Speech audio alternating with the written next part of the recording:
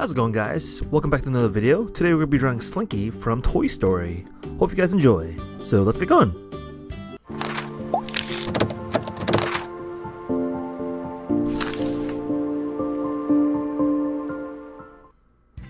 Welcome back to another channel. Sorry, another video. Can't talk. Anyways, I'm here in my studio and we're going to be drawing Slinky, and I got the idea from this little keychain over here. And oh my gosh, I really can't talk today. This is not a keychain, I'm sorry. It's a pin, collector's pin, and it got bent out of shape because some student, a 5th grader actually, I know what class, but I just don't know who it is. They stretched it out and they basically ruined it. So anyways, that's beside the point. The point is, I'm going to draw it. And then I'll try to fix it later. Anyways, Slinky is very simple to do, and he has some very basic shapes. So now I'm just trying to draw the middle part of where the slink's gonna go, followed by the back end with my pre-sketch pencil. Now, you guys aren't familiar with the pre-sketch pencil sometimes because it's a light blue, and what I normally do in my videos is that I don't film this part and then I just go straight to the tracing. So if you guys are not familiar with this, that's what I do. So I just figured I'd film it and record it just so you guys know that it's actually me doing these drawings and not me just tracing them. Anyways, moving on. I just did the tail followed by the 2 hind legs in the back. I'm trying to draw where the feet are going to connect to those legs. You see, these shapes are very basic, so if you can try to copy them, that'd be great.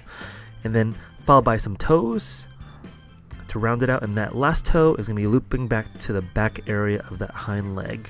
Okay, and this one's going to be overlapped by the other one. Okay, I'm doing that last toe over there, and I'm going to do small curves for the other 2, so that way he has 3 in total.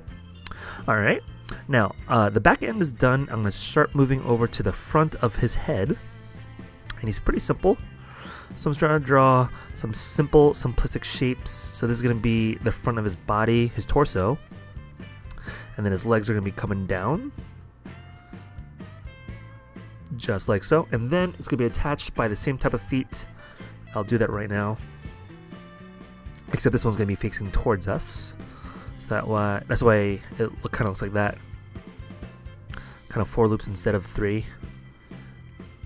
I don't know why it's different. I'm just looking at the pin. That's what it sees. Or that's what I see. So I'm doing the other foot now.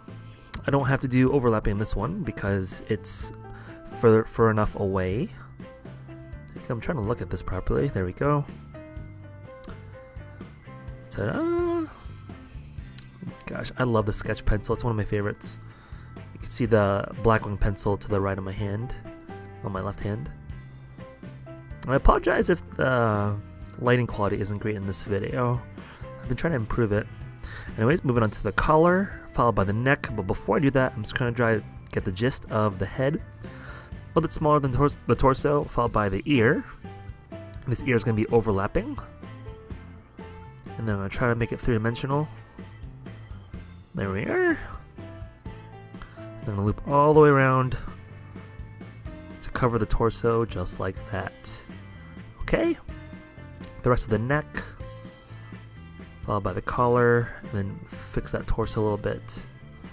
Alright, you can always see when I'm more confident with my lines, I just press harder. Okay, and then when I'm not confident, I'm just trying to do a pre-sketch, I just draw a little bit lighter. So now I'm doing the nostrils, followed by a nice big smile. There we go. You can't see the rest of the mouth over there. But now I'm going to draw the tongue, which is located right there. Alright. Probably by the bottom jaw. And then the other ear. The other ear is hidden from us, so we can't see it in our view. Then the other eye, which is kind of more slender, because it's facing the other direction. And then the eyelids, followed by the pupil. There we go. And then eyebrows. And we're basically done. Now I'm just going to do the springs. Just doing loops. Springs are very simple. You just got to overlap. There we go. Another loop. Make sure it comes back around. And that way it loops back around like that. We're just going to keep going with the same exact pattern over and over and over again until we reach the other end. we are, whipping around, making sure it meets back, goes behind the previous one we just did, and then comes around like so. Okay, you can see the springs getting a little bit closer together. There we are. And I think that's going to be the last of it, if I'm not mistaken. There you go, this last little bit right there. Alright, next is the tail.